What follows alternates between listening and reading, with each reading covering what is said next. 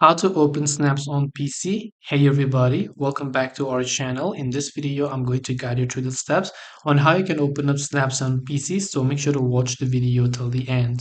In order to basically open up Snaps on your PC, all you have to do is if you go to Snapchat web version, which is web.snapchat.com, you can definitely send snaps. But as you can see, it won't let me see the snaps because it says new snap on mobile. So I can't view those snaps. So what do I do if I want to view those snaps?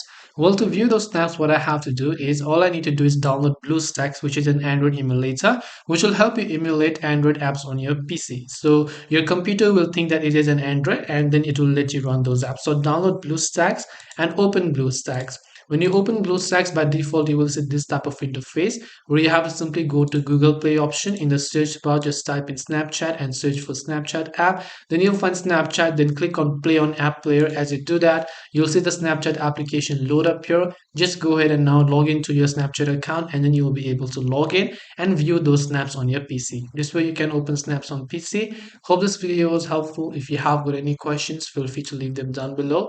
Thank you for watching till the very end of this tutorial, and see you soon in the next video.